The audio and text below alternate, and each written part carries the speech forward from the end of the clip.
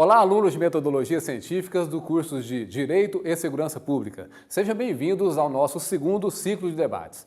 Hoje nós vamos falar sobre a leitura e o plágio durante o desenvolvimento do trabalho acadêmico científico. Portanto, prestem atenção na importância daquilo que nós vamos discutir com vocês em relação às práticas de leitura e, finalmente, finalizando, aliás, em relação à postura de plágio, Conforme vocês viram na aula número 10, no módulo 10, nós estamos trabalhando com a norma 10.520 da ABNT, que trata das formas corretas de fazer as referências bibliográficas. Então, acredito que com a prática daquilo que vocês estão aprendendo no módulo 10, vocês vão ter uma boa qualidade na reprodução dos seus materiais no decorrer dos trabalhos acadêmicos.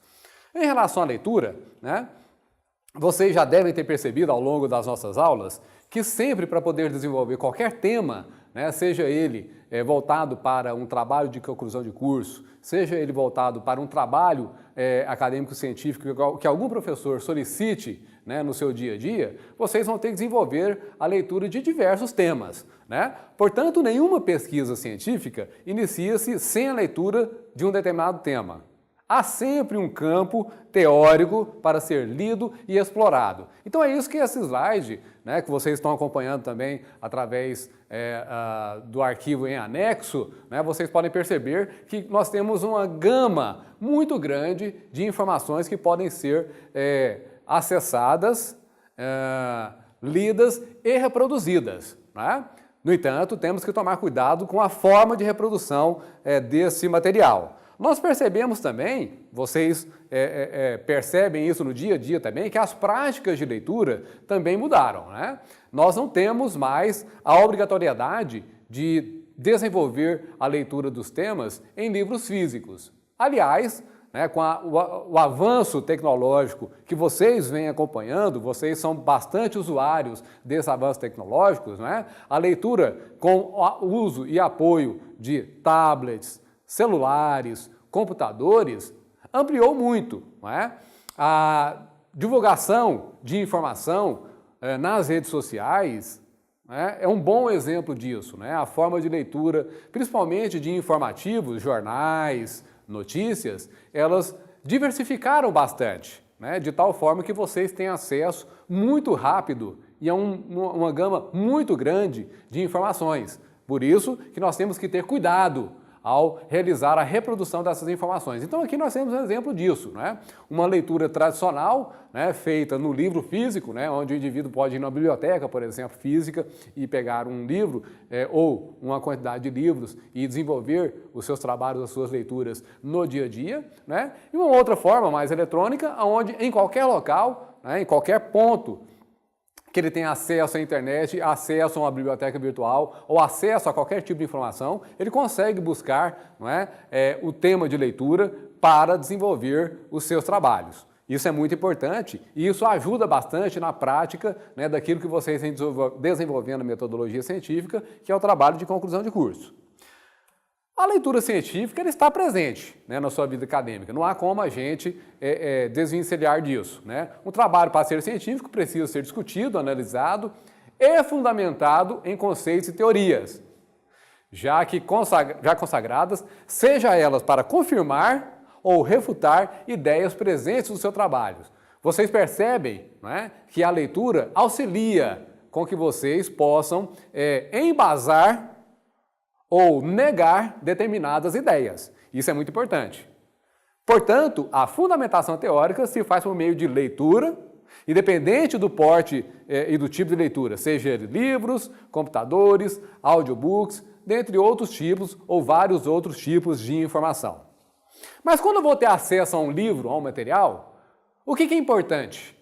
O que eu devo analisar naquele material para que eu não caia em algum erro de pegar um livro apenas pelo título, por uma capa bonita, E muitas vezes perder tempo ao desenvolver a leitura e desenvolver o trabalho ao longo da vida acadêmica. Tem alguns detalhes que nós vamos debater agora que eu acho que pode ajudar bastante vocês, Quais são os erros mais comuns que a gente se depara ao buscar uma determinada obra, olhar o livro apenas pela capa, pela vitrine, né? A gente olha lá uma capa bonita, chamativa, né, e fala, ah, não, vou pegar esse livro aqui porque ele está, né, aparentemente ele está abordando sobre um determinado tema que eu preciso desenvolver.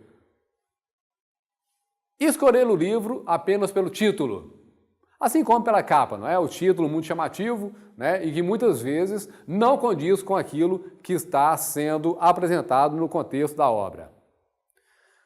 E um erro muito comum, e que muitas vezes a gente cai nessa tentação, né? Escolher os livros com a menor quantidade de páginas. Isso não significa dizer que um livro que seja com uma quantidade pequena de capas, de páginas, né, ele não tem um conteúdo. Não é isso. Né? Mas muitas vezes a gente acaba caindo nessa tentação. Né? Vai numa biblioteca, escolhe um determinado tema e vai olhar o hall de livros ali existentes, né? Aí você acaba pegando aquele de menor volume. Né? Então nem sempre isso é uma boa decisão. Né? Nós temos que analisar outros aspectos, conforme eu vou apresentar para vocês agora, onde você vai buscar maiores informações de como escolher bem, né, o seu livro. Então, antes de iniciar a leitura, acesse alguns documentos, algumas informações que estão presentes nos livros, que vocês possam ampliar, né, as informações daquilo que está dentro, que está sendo reproduzido naquele livro. Vamos começar pela orelha do livro, né? Todo texto tem a intenção do autor. Então você precisa de conhecer um pouco sobre aquele autor. Obras que ele já tenha publicado, né? Qual é a formação dele, né? Qual é o tipo de trabalho que ele vem desenvolvendo ao longo do tempo. Né? Então isso é sempre apresentado, né, na orelha do livro. Então isso serve para você poder conhecer um pouco do autor daquela obra que você está escolhendo. Né? Analisar a contracapa do livro. Né? A contracapa ela transmite de forma breve aquilo que o livro irá discorrer. Então você tem um pequeno resumo daquilo que vai ser tratado no livro. Né? É uma espécie de amostra daquilo que você vai ler, né, naquele livro. Então é muito importante você, né, passar o olho aí e não escolher uma obra errada. O sumário. O sumário é importante também, não é? O sumário vai conter ali todas as distribuições, né, das partes dos livros, dos conteúdos do livro. Então você tem a opção, né, de identificar se aqueles conteúdos eles são aptos a aquilo que você busca.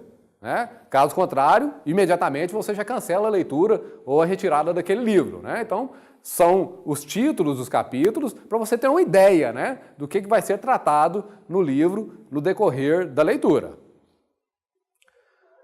O prefácio do livro, né, é muito importante. Aqui eu já tenho uma extensão um pouco maior de conteúdo. Né? Ali você vai saber rapidamente qual é o objetivo do livro, né? E até mesmo um resumo descritivo daquilo que está sendo discutido. Né? Às vezes, os prefácios são feitos por outros autores. São pessoas que não desenvolveram aquele livro. Né? São pessoas que foram convidadas a ler o livro antes da sua publicação e que emitiram uma determinada opinião a respeito daquilo que vai ser tratado no livro. Então, é um bom chamativo, né, para você poder entender, né, a respeito daquela obra e da importância dela. Então, isso auxilia bastante, né, para que você possa ter uma boa leitura. Por fim, nós temos aí a ficha catalográfica. Não é?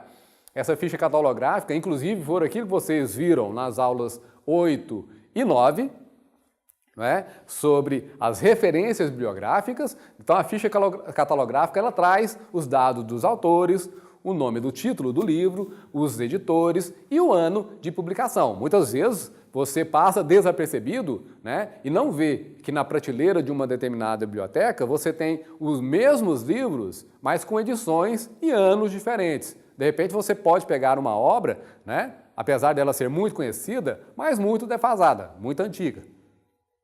Ao mesmo tempo que em determinado local daquela prateleira da biblioteca, você tem um livro de uma edição mais nova.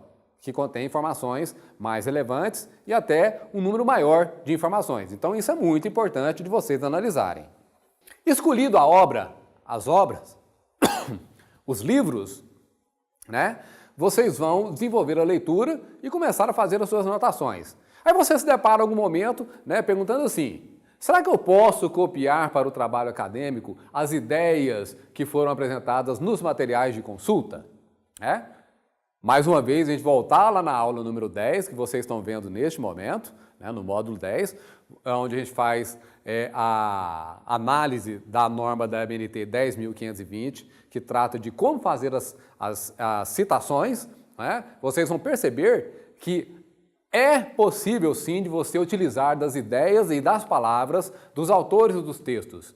Isso é muito comum, inclusive, desde que seja realizado de forma correta. Daí, então, a necessidade de vocês desenvolverem a atividade referente a este ciclo de debates, né, onde vocês vão fazer uma referência de citação a partir de um texto que vai ser publicado, que está publicado na atividade, né, vocês vão escolher uma das várias formas de realizar a citação para poder fazer, né, transcrever as palavras dos autores para o seu texto, mas de forma correta, conforme as normas da ABNT. Então, sim, é possível, né? Desde que isso seja feito de forma correta. A gente não pode cair no erro do plágio, né? O plágio é a cópia, né, ipsis literis ou não, cópia completa ou não, de um determinado material que é de outro autor.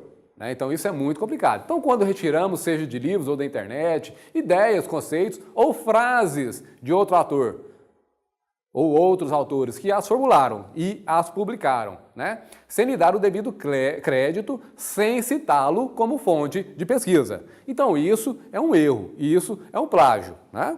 Então nós temos aí 3 modalidades de plágio, né, que são bastante comuns no meio acadêmico. São eles o plágio integral, parcial e conceitual. O plágio integral é a cópia, palavra por palavra, sem citar a fonte de onde veio o texto. Então é aquela cópia total, 100%.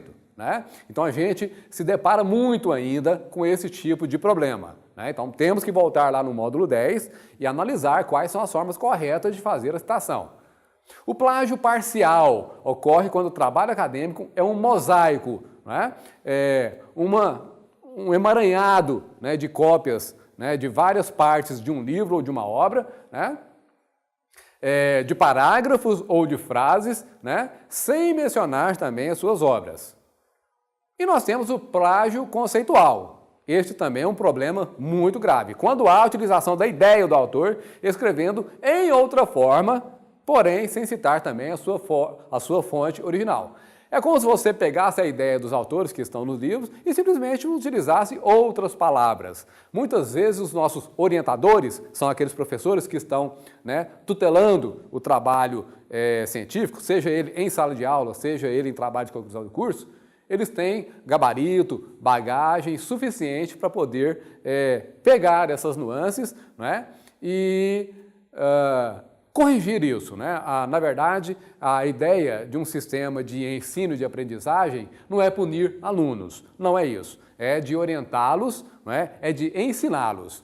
Por isso, mais uma vez, né, eu remeto vocês ao módulo 10 da nossa disciplina, né, onde nós analisamos, temos a oportunidade de estudar as formas corretas de fazer a citação, né, de uma obra, seja ela uma obra física ou não, né, sem cometer os plágios. Dessa forma, eu convido todos vocês a realizar a atividade que está disponível, conforme as datas do nosso calendário acadêmico. Essa atividade ela será referente ao módulo 10, né, e exclusiva aos alunos do curso de Direito e Segurança Pública. Agradeço pela sua atenção e tenham todos uma boa atividade.